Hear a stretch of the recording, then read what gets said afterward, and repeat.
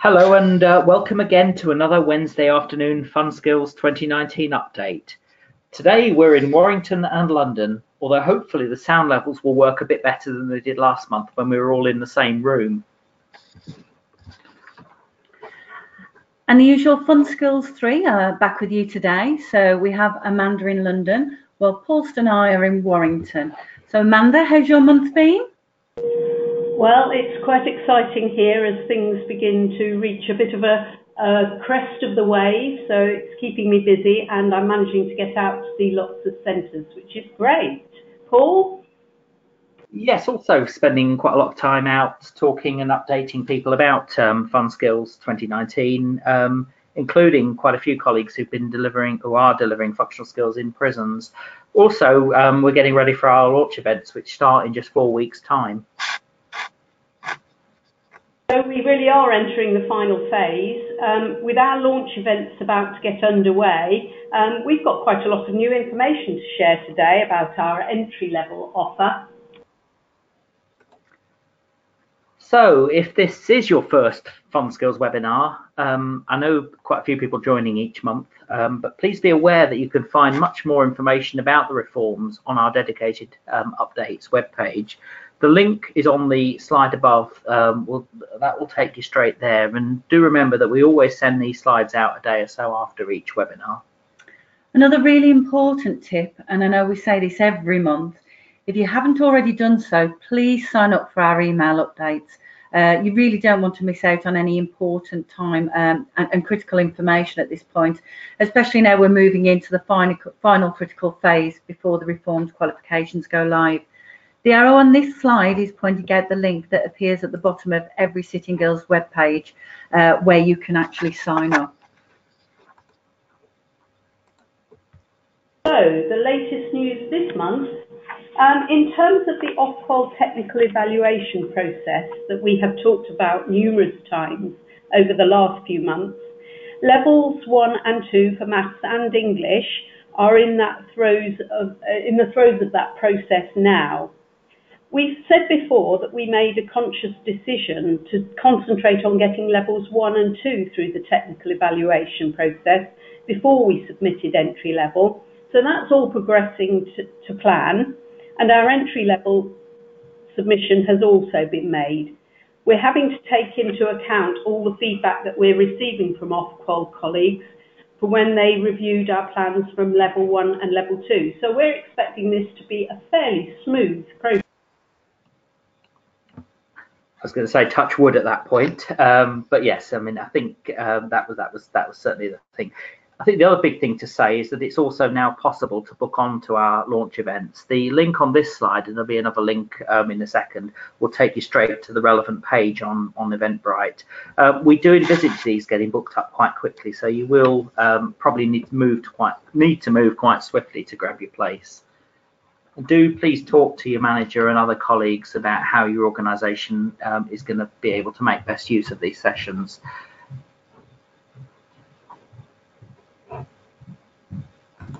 It's also worth bearing in mind that we'll be adding more dates, so keep your eye on the table of events which we're going to put on the updates page, although these early session dates are your chance to ensure you're ahead of the game. Yeah. So, and now on to our customary polls. Just to say, we do find these polls very, very good for us. The information that we actually gather through them, they are very useful. So, I'll launch the first one. So our first question, how many in your organisation are accessing these webinars? And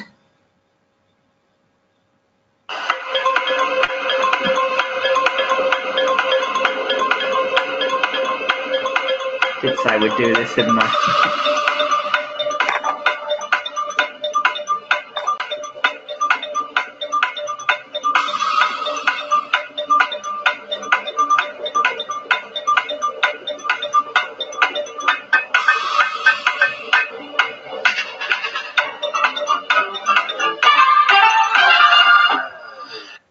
That has a really dramatic effect. It does, doesn't it? So we'll close this one. And we can share the results. Interesting. Right, yeah, so very interesting results. Time for another question? Yeah, yeah. Yep. Okay then, so question 2. Not hide that again. Sorry, I'm just trying to do this at that point. Oh, hold on. Trying to do the wrong It is thing. launching, honestly. Right, okay. So our next question, how useful are you finding these sessions?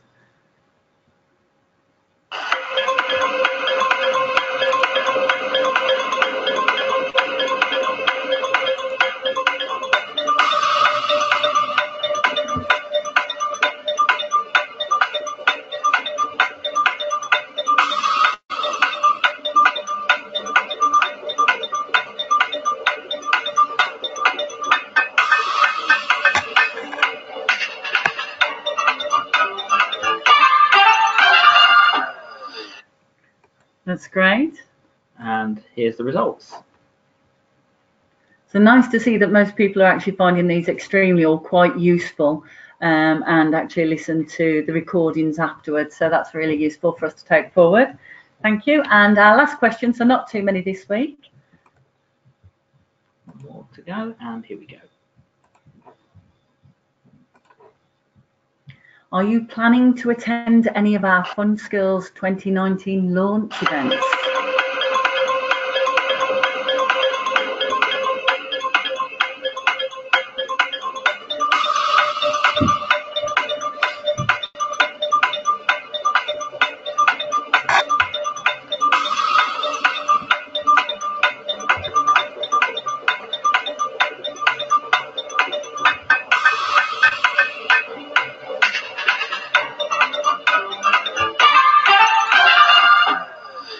Right, thank you. So just sharing those now.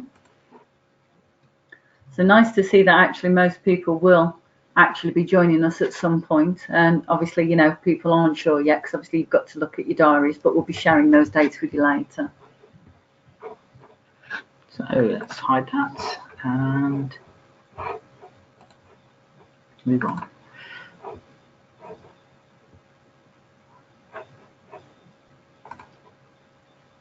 Okay, just bear with us.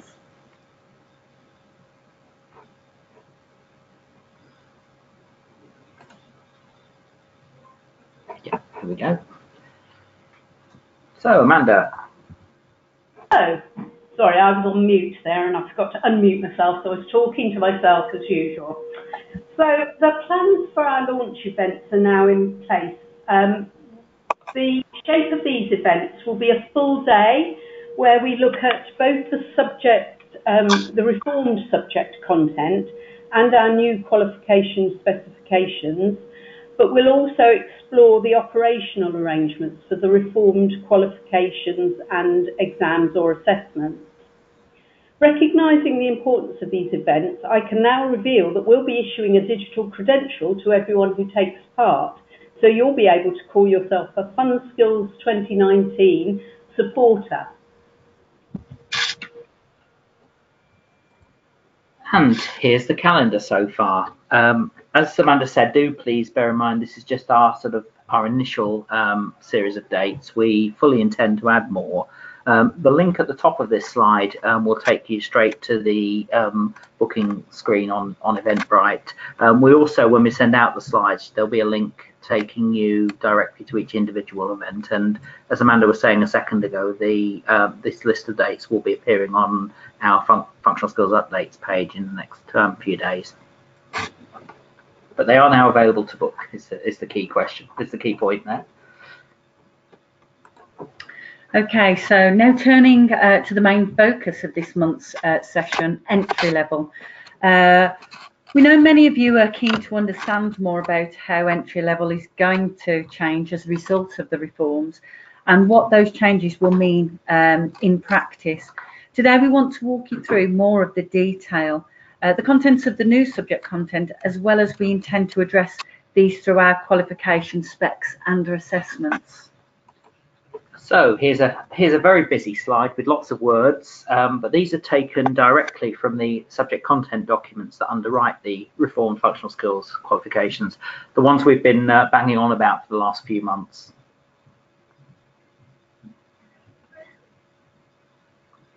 Have we still got? Sorry, having a slight technical hitch here. Note the emphasis on familiar situations and some direction and guidance. But there's much more of a sense that entry level is about preparing to go to level 1 or going on to level 1 than was arguably the case for the current functional skills criteria. And we've certainly seen the gap narrow.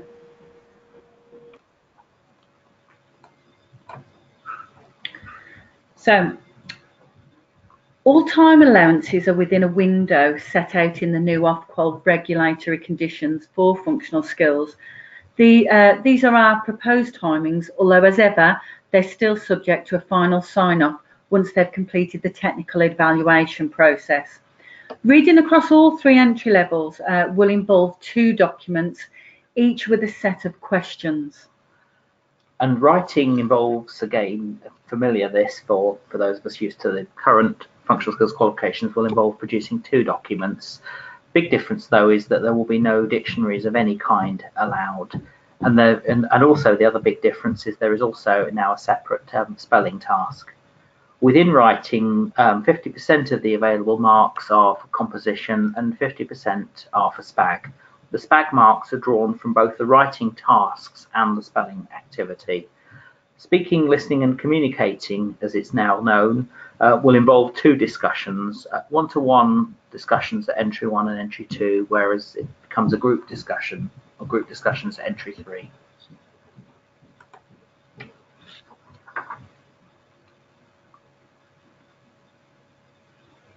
Are you still with?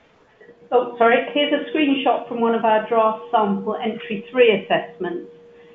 Please do bear in mind that these are still going through the technical evaluation process, so they come with a bit of a health warning. We have tried to make the documents a little more inviting and the topics hopefully a little bit more interesting. As before, the questions will be largely fixed response with maybe a mixture of multiple choice and short answer. And just to confirm, dictionaries are allowed for the reading component. Indeed, looking up words and putting them into alphabetical order is one of the things candidates will be assessed on. So that's reading. On to writing, and again, this is an example of a writing activity taken again from entry 3, and again, this is still going through the technical evaluation process. It comes with that caveat. Whilst you can see here that we've included space for candidates to plan their writing. Do bear in mind that there are no marks within the new qualifications for planning and drafting. Really, it's a better way of looking at it is to see that the proof of the pudding is whether candidates have produced a document that makes sense and meets its intended purpose. Also, given that we're relaxed about candidates typing rather than handwriting, as long as those spell and grammar checkers are turned off, the idea is that this is my plan and this is my draft and now I'm going to write it out in best is quite an outdated approach of producing written documents. Another change, this activity is asking for a blog or an article rather than getting too precious about the differences between a blog and an article. And remember, dictionaries of any kind are not going to be permitted for the writing assessment.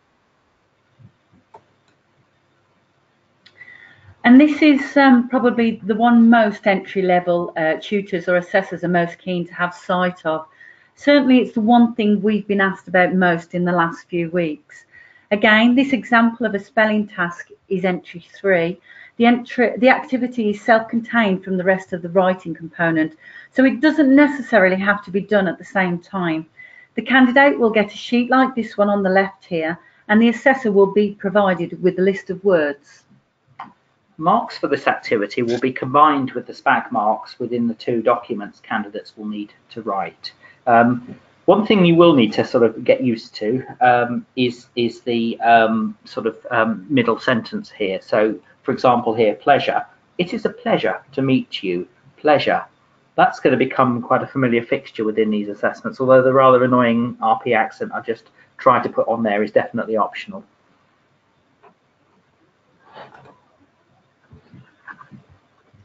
And on to speaking, listening and communicating. When it comes to speaking, listening and communicating rather than communication, the activities and forms aren't going to be a million miles away from the current ones. This is an extract from the Entry 3 assessment guidance. Whereas Entry 1 and Entry 2 will be one-to-one discussions, Entry 3 will involve group discussions and our old friends, formal and informal. We do define these terms elsewhere in the guidance. Some of the more eagle-eyed amongst you will have seen turn-taking identified in our mapping guide for English as one of the assessment criteria that is now included at Entry 3.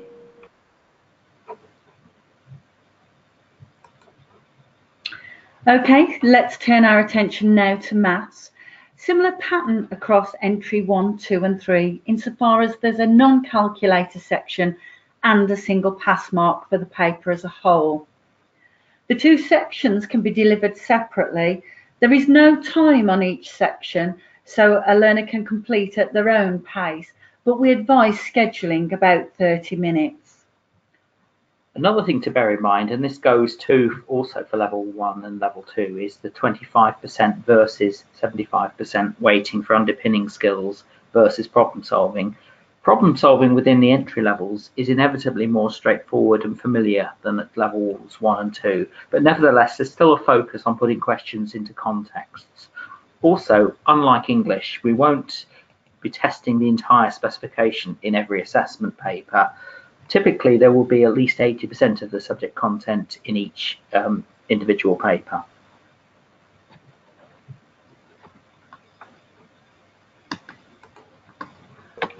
Here's an example of the non-calculator section from one of our draft Entry 3 sample papers. Again, this is still undergoing the technical evaluation, but it should give you a pretty good idea of how this will look. Note the big crossed out calculator that will be on display at the start of this section. Note too that this section is 10 marks, calculator section 30 marks. So there'll be a 25% versus 75% weighting. Back from the calculator section of maths, again this is an Entry 3, and again with the usual disclaimer about the subject technical evaluation. Note the calculator here isn't crossed out, and the post will usually involve more than 1 mark. Paul, can I just ask you to say that again, because you warbled a little bit and we lost connection. So if you could just see that's really worth it. Just to reiterate, this is from, again, a screenshot from the Entry 3 from the calculator section. Again, as I was saying, the usual disclaimer about these still being subject to technical evaluation applies. Most of the questions here you will see from these examples are worth more than 1 mark. So there are, within the within the calculator section, you'll start to see a little bit of kind of having to work through a problem with more than 1 step to it. So typically there'll be marks for working out as well as for the answer itself.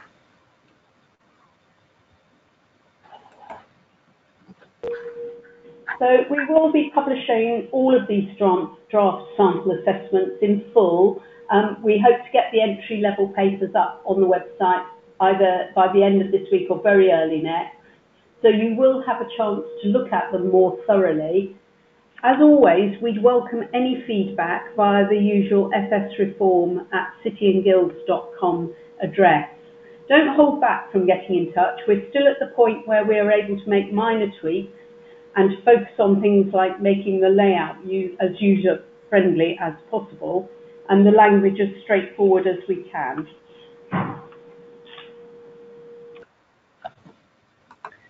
Now, before we close, here's the usual reminder about the rest of the series of the Fun Skills 2019 webinars.